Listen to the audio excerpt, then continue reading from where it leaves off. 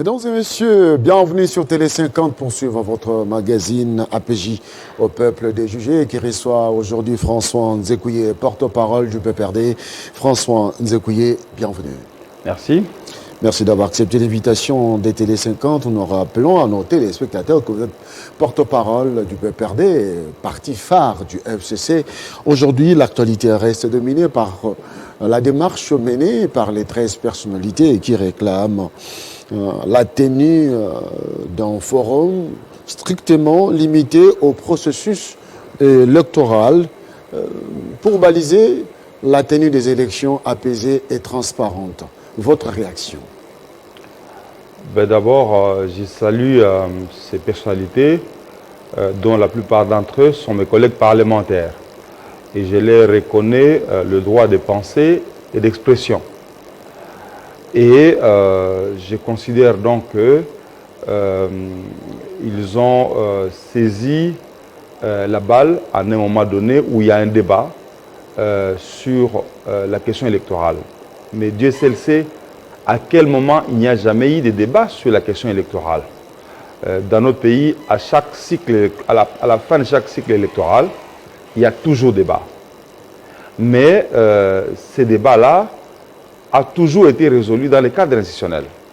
Je poserai la question si j'étais devant Délice Sanga ou Claude Loubaya ou Henri Thomas Lokondo, où ces réformes vont-ils se passer? Et nous savons qu'un de nos collègues, l'honorable Tundula, a déjà déposé une proposition de loi pour réformer la loi organique de la CENI. Et donc, c'est dans ce cadre-là que nos collègues doivent revenir parce que nous les connaissons très éloquents pour pouvoir défendre leur point de vue.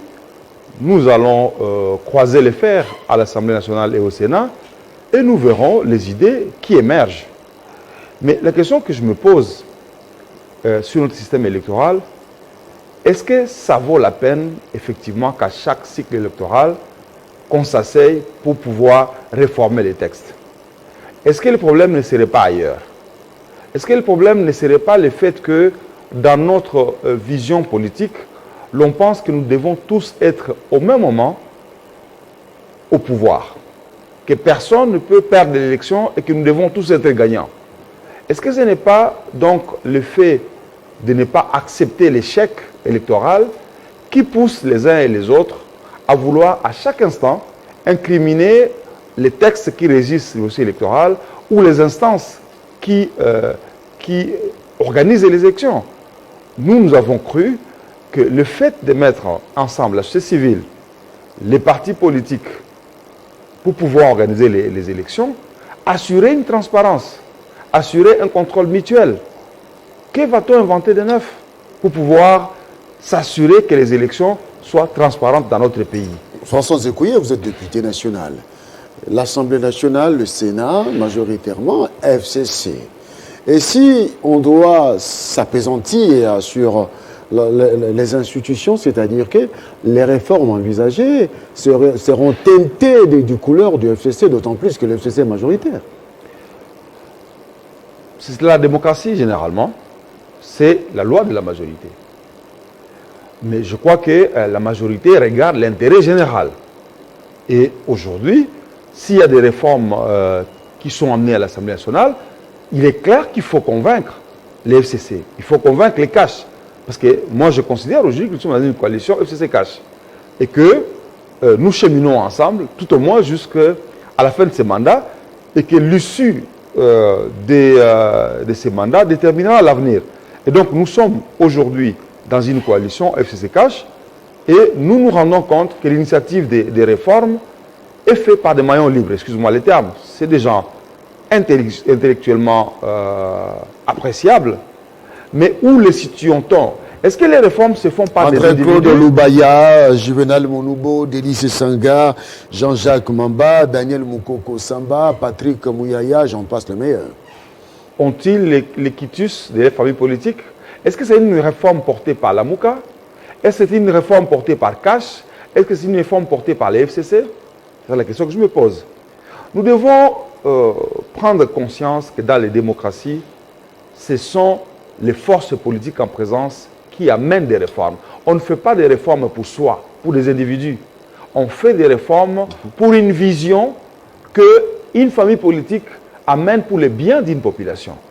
Et donc, on ne peut pas se réveiller, Chibassou, Nzekouye, Moutou Proprio, dire aujourd'hui que nous allons changer la loi sur l'information, sur la communication, parce que la loi actuelle ne nous plaît pas. Faut-il encore aller vers les forces politiques qui comptent pour les convaincre du bien fondé de notre démarche? D'où la démarche des 13 qui sont en consultation. Ils ont consulté les présidents de la CENI, le président de la République. Ils ont envisagé entrer, demander l'audience, même auprès de l'autorité morale du FCC, Joseph Kabila Kabange. On ne leur dénie pas cette démarche. Ils sont libres de rencontrer qui ils veulent. Mais nous estimons que le terminus de ces démarches, c'est au niveau du Parlement. Donc, nous avons des vacances parlementaires de moins d'un mois et demi. Le 15 septembre n'est pas loin. Aujourd'hui, je crois que c'est les 6 ou les 7. Bientôt, le 15 septembre, bienvenue à la rentrée parlementaire. Faisons le débat.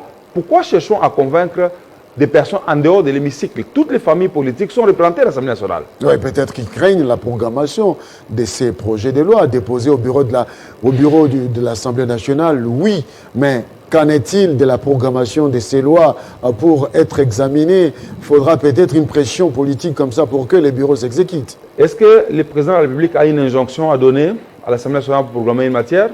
Non.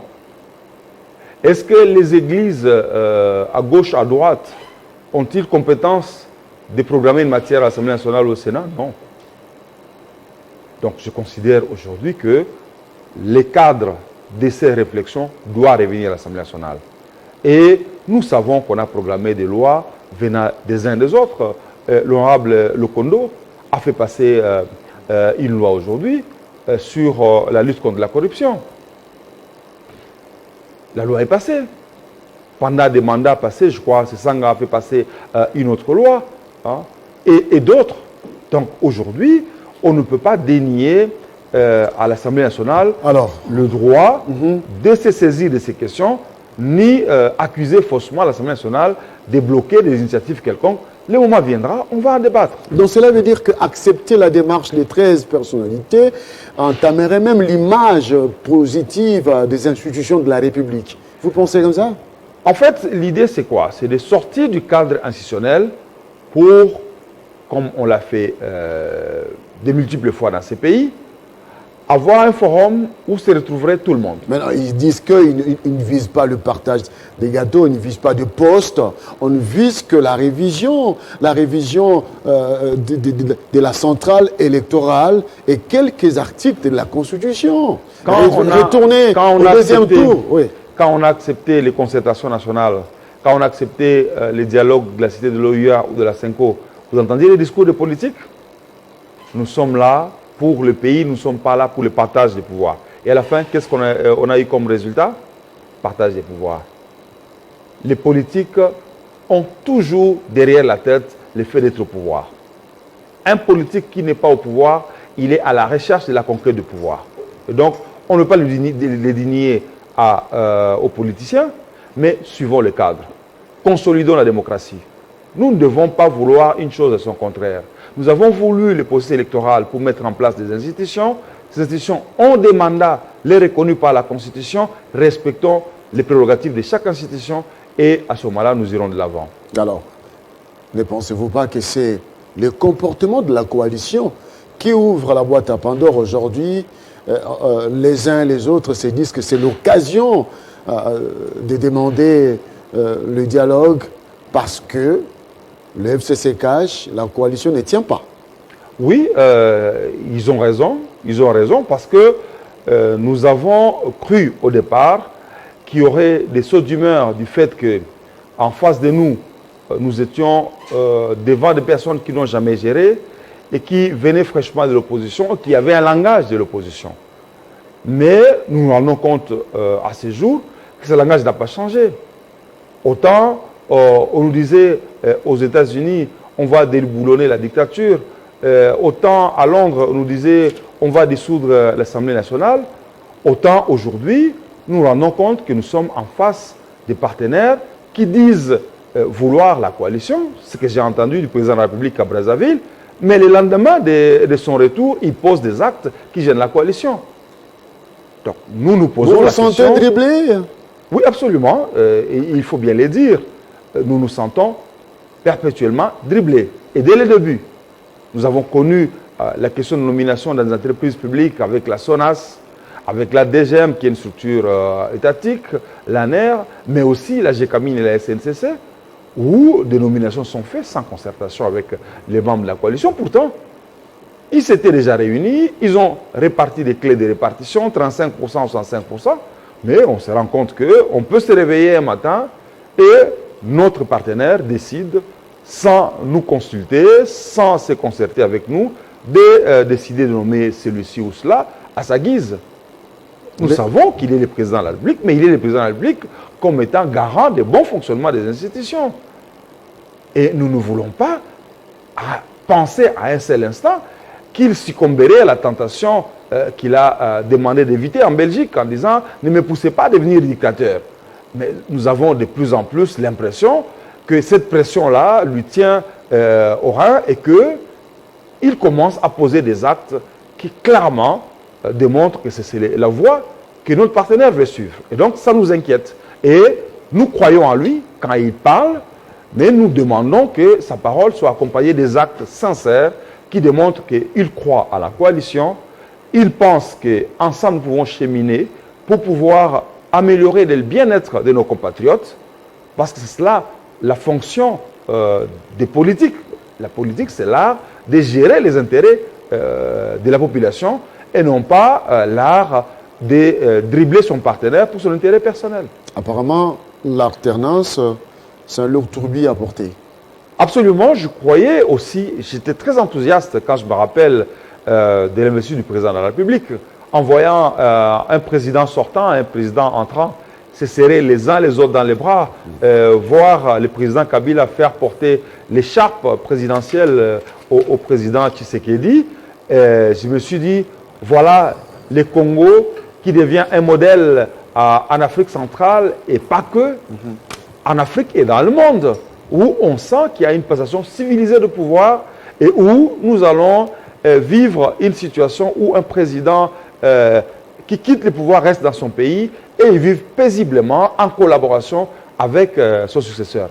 Nous avons apprécié les rencontres régulières, fraternelles d'ailleurs, mais nous avons l'impression qu'à l'issue de ces rencontres, il se passe des choses qui sont dans des diapasons opposés avec ce qu'on entend se dire à l'issue de les rencontres. Et donc nous disons, nous croyons que notre famille politique est sincère avec le président de la République et que la majorité que nous avons au Parlement est là pour soutenir le président de la République, mais il faudrait que la famille politique du président de la République l'aide aussi à comprendre que être en coalition signifie faire des concessions les uns pour les autres pour qu'on aille de l'ensemble.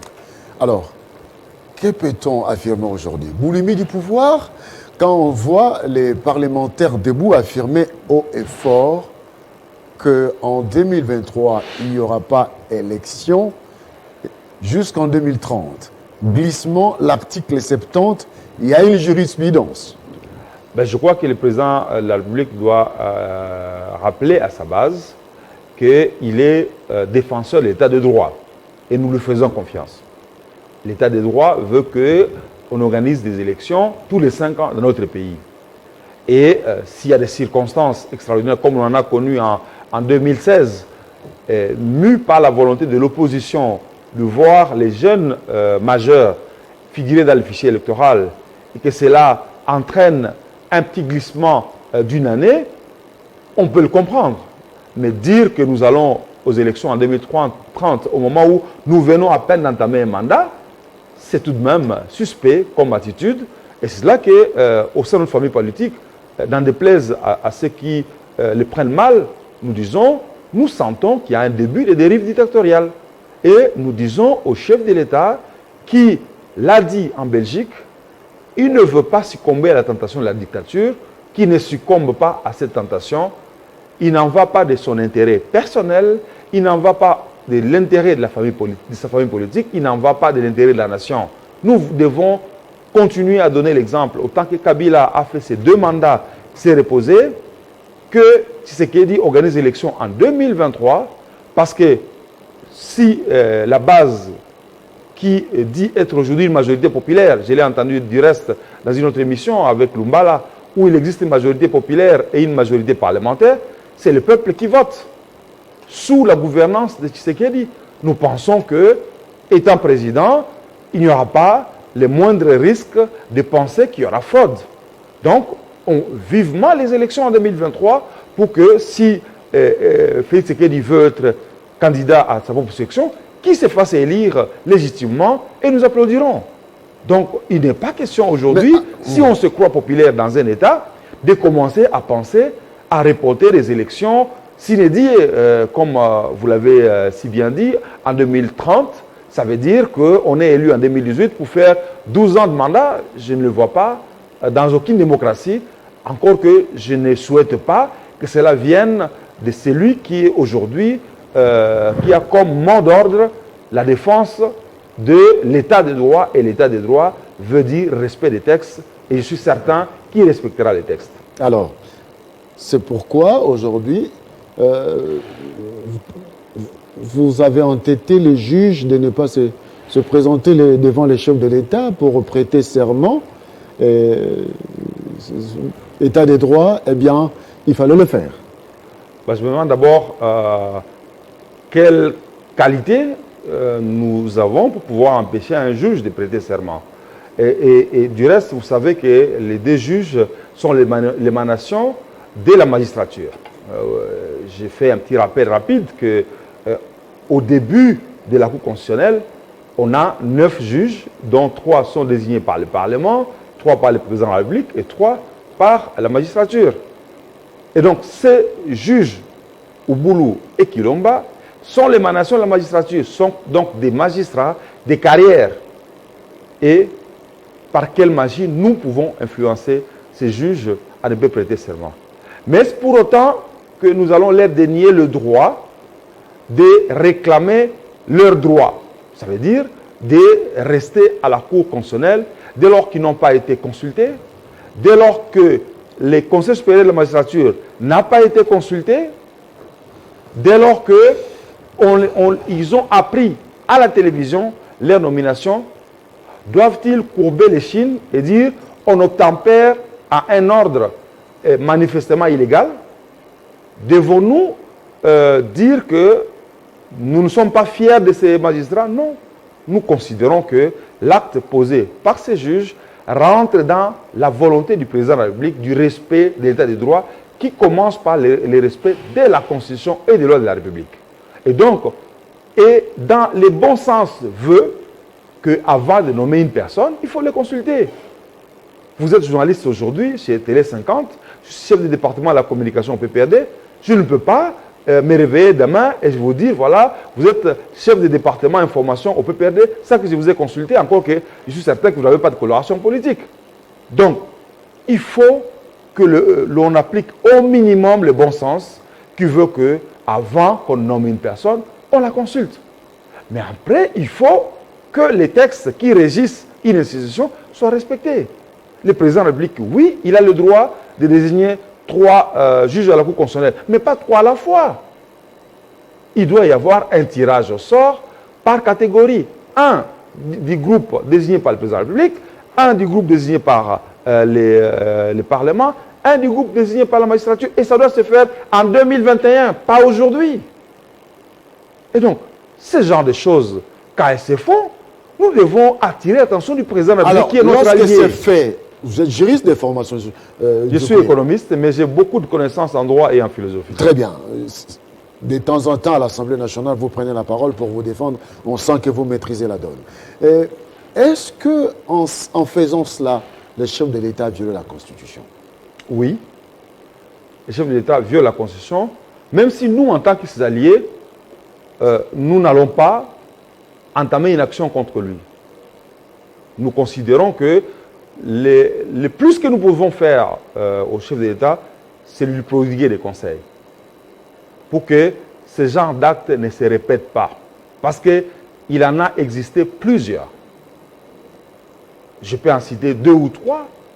La déclaration d'état d'urgence sans consulter le Parlement, c'est une violation de la Constitution, même si la Cour constitutionnelle a essayé de donner un avis mitigé sur la question, en donnant à la fois raison au président de la République et au Parlement. Le fait que le président de la République signe une ordonnance pour la prorogation de l'état d'urgence et en demandant au Parlement de se limiter à ne siéger que sur cette matière, c'est une violation de la Constitution.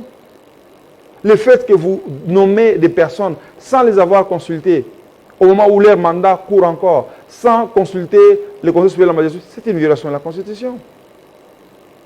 Mais nous n'en faisons pas le chou gras. Nous estimons que c'est vraiment des erreurs de commencement, mais il faut que le président de la République s'entoure mieux, s'entoure des personnes compétentes pour l'accompagner. Parce que le succès du président de la République, c'est notre succès. Nous ne pouvons pas succomber à la tentation de continuer à nous chamailler avec nos partenaires du cash. Nous estimons qu'au moment du jugement en 2023, nous serons mis dans les mêmes sacs. Et nous avons donc intérêt à dire tout haut au président de la République les choses qui ne marchent pas pour que nous puissions cheminer ensemble et que nous puissions réussir ensemble notre mandat. Pourquoi ne pas penser à un grand moment d'échange politique dans votre coalition, cette fois-ci avec les caciques dans ce colloque où on va retrouver toutes les personnalités du FCC de l'autre côté pour qu'on se dise des choses et qu'on vide un peu le malentendu? Nous l'avons toujours demandé. Nous avons toujours demandé d'abord que le président de la République reçoive tous les parlementaires de sa majorité. Parce que la majorité parlementaire aujourd'hui est une majorité acquise au président de la République. Félix Antoine Tshisekedi Tshilombo. Félix Antoine Tshisekedi Tshilombo, parce qu'il n'a pas de président de la République dans ce pays. Il est le seul président de la République, il est notre président de la République que nous accompagnons au jour le jour pour son succès. Mais il n'a jamais reçu tous les parlementaires de la famille politique. Il n'a jamais organisé une rencontre, effectivement, où il y ait tous les cadres du FCC et du CACH ensemble pour créer une cohésion, pour qu'on se sente réellement frères, parce que nous cheminons ensemble. Créer cette homogénéité. Il n'a jamais convoqué un grand meeting au Stade des Martyrs, par exemple, où la base de l'UDPS, la base de l'UNC, la base du PPRD et des autres partis du FCC se rencontreraient ensemble. Et que nous allons communier dans une union pour montrer que nous sommes réellement ensemble. Donc, ces actes qui devraient être des actes de cohésion, des actes qui démontrent la sincérité de notre coalition, ne viennent pas. Et donc, nous nous en inquiétons et nous en sommes demandeurs. Et ce n'est pas parce que je vous l'ai dit aujourd'hui devant les micros que nous ne l'avons jamais dit. Nous le disons régulièrement dans les salons UP, dans nos rencontres. Nous disons, le président de la République est le président de tous les Congolais. Il est le président de ceux qui ont voté pour lui, il est le président de ceux qui n'ont pas voté pour lui. Il a accepté de travailler dans une coalition qui a tout fait jusqu'aujourd'hui pour répondre à la volonté du chef de l'État. Le président de la République et son gouvernement nous ont amené un gouvernement sans 6 membres. Nous l'avons accepté. Le président de la République nous a amené avec son gouvernement un budget de 10 milliards de dollars. Même si nous avions des hésitations sur sa matérialisation, nous l'avons accepté. Et à chaque fois qu'il y a des demandes de loi sur l'état d'urgence, mais aussi la ratification des textes de loi qui doivent donner des moyens venant de l'extérieur au gouvernement de Ilunga Lunkamba sous l'autorité du président de la République, nous avons avec diligence voté ces lois. C'est vous dire aujourd'hui que le Parlement est acquis à Félix Tshisekedi. Mais nous avons l'impression que, en dépit de toute la bonne foi que nous avons, de l'autre côté, on ne croit pas. On croit que l'FCC joue un jeu de cache-cache. Pourtant, il n'y a pas plus sincère que l'FCC dans cette démarche. Qu'est-ce qui pèse dans la balance? C'est la communauté internationale, c'est l'entourage du président de la République qui fait de telle sorte qu'aujourd'hui, on s'élance dans une sorte de règlement des comptes. Oui, on est là, on n'est pas là, je t'aime moi non plus. apparemment, les tableaux que vous présentez présentent des blocages pour la tenue des élections en 2023. Ronsard Malonda, la problématique a été prise par la base, ça a créé ce que ça a créé. Aujourd'hui, la situation est récupérée par les 13 personnalités qui, pour les plus avertis, sont entrées dans la ligne droite de la Mouka avec la proposition de Fayoulou. Eh bien, on est mal parti. Oui, moi je crois que le leadership du CACH, et particulièrement de l'UDPS, ne dit pas la vérité à sa base. Le leadership de l'UDPS devrait dire à la base que nous sommes alliés du PPRD, nous sommes alliés du FCC. Au jour populaire. J'ai l'impression que il y a une petite minorité d'élite qui est consciente de cette réalité, mais la base de l'UDPS est restée dans l'opposition pendant que son président dirige un pays. Vous voyez ce qui se passe à Kasumbalesa il y a quelques jours, où des jeunes motocyclistes s'attaquent au tribunal de paix de Kasumbalesa sous prétexte qu'on aurait arrêté l'un d'entre eux et on saccage tout. Est-ce que quand on est au pouvoir, on se comporte de cette manière-là? Est-ce que c'est normal quand il y a une marche de l'UDPS et qu'il y a des débordements qu'on puisse lapider un policier? Est-ce normal quand un policier est tué que le président de la République aille aux funérailles d'un militant du parti et n'aille pas aux funérailles d'un policier? C'est des questions qu'on se pose. Il faudrait que le président de la République se libère de la base de son parti ou alors fasse adhérer la base de son parti à sa démarche politique qui est celle de gouverner avec les FCC. En même temps, le président de la République doit savoir qu'il est président de la République démocratique du Congo et que ses relations anciennes ou actuelles avec des pays étrangers doivent l'être pour le bien de la République démocratique du Congo. Et qu'il doit savoir qu'il n'y a jamais eu un président de la République démocratique du Congo qui veut les intérêts profonds de son peuple, qui a été aimé par l'Occident. Et donc, il doit se préparer à un moment donné, soit de divorcer avec la communauté internationale, ou tout au moins à leur faire comprendre qu'on a besoin d'eux pour nous aider à aller de l'avant, que nous avons besoin d'eux d'une relation d'égal à égal, comme l'a dit Lumumba, que nous avons besoin d'eux pour un business win-win et non pas une relation d'assujetti. Nous ne sommes plus à l'État indépendant du Congo, qui était un bien commun de l'humanité. Aujourd'hui, nous avons un État qui appartient aux Congolais et toute personne qui veut travailler avec le Congo doit vouloir le bien des Congolais, en tout cas, doit tenir compte de leurs desiderata et non imposer des points de vue à un président de la République pour des intérêts égoïstes de l'étranger contre son peuple.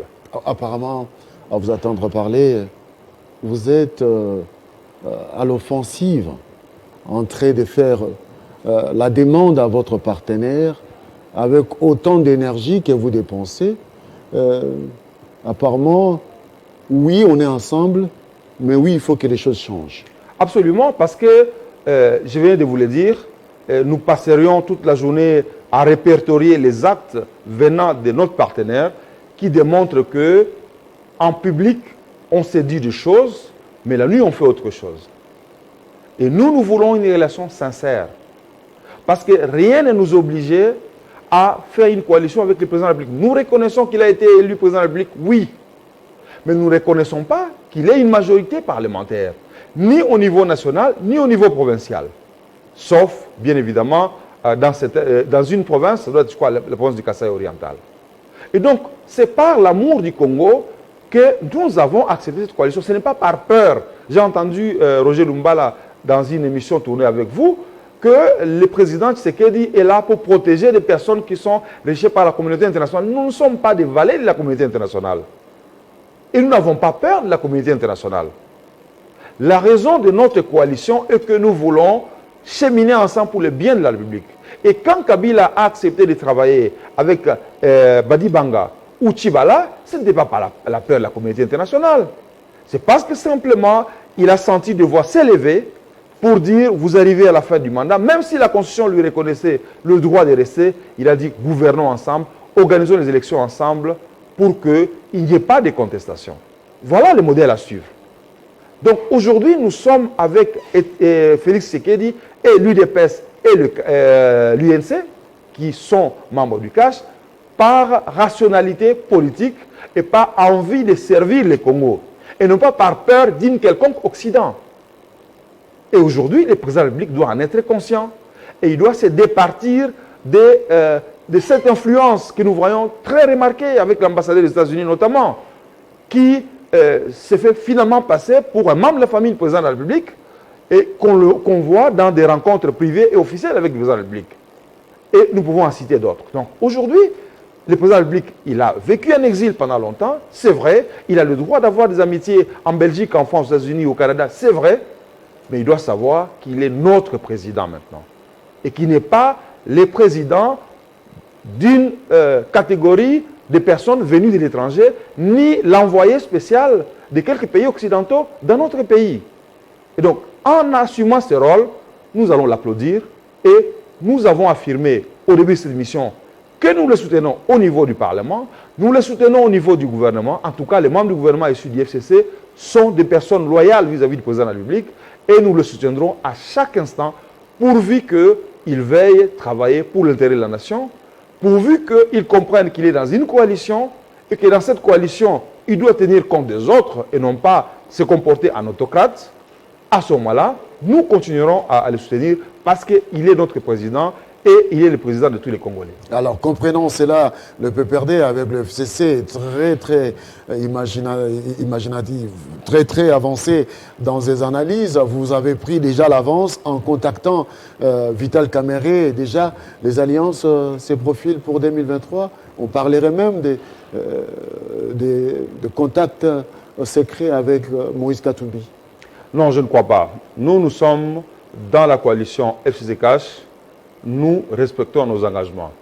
Vital Kamerhe, jusqu'à preuve du contraire, est membre du CACH. Il est membre de cette coalition. Et pourquoi cette visite du coordonnateur?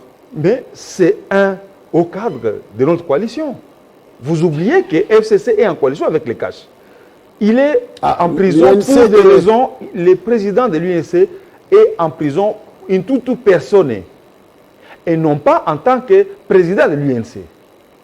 Donc pour nous, il reste président de l'UNC en détention, en prison, condamné, mais il reste membre de la coalition. Je ne crois pas que Félix Tshisekedi ait dit un jour que Vital Kamerhe et son UNC ne faisaient plus partie de notre coalition. Et donc, un homme avec qui nous avons travaillé au quotidien comme chef d'un parti important de notre coalition, quand il est en prison, quoi de plus normal d'aller lui rendre une visite de compassion? Parce que c'est le tribunal qui l'a jugé. Ce n'est pas nous qui avons jugé Vital Kamerhe. Ce n'est ni le FCC, ni l'UDPS.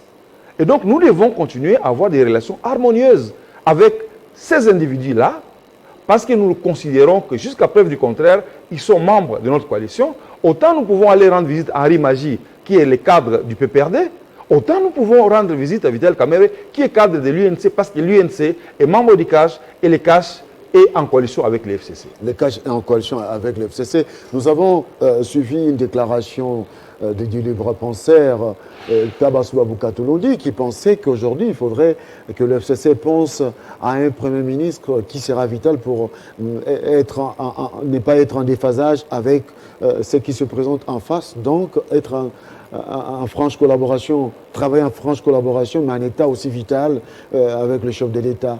D'où il penserait déjà que le FCC devrait penser au remplacement de Sylvestre Ilukamba.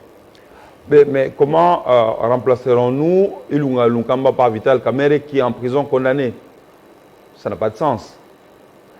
Je viens de vous dire les raisons pour lesquelles les coordonnateurs du FCC a fréquenté Vital Kamerhe, Kantintima a fréquenté Vital Kamerhe.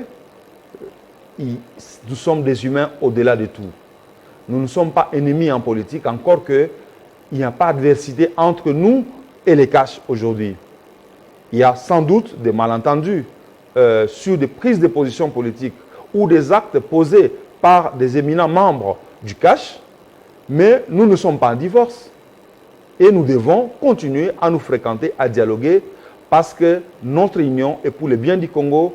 Notre union n'est pas là pour les intérêts individuels des membres de notre coalition.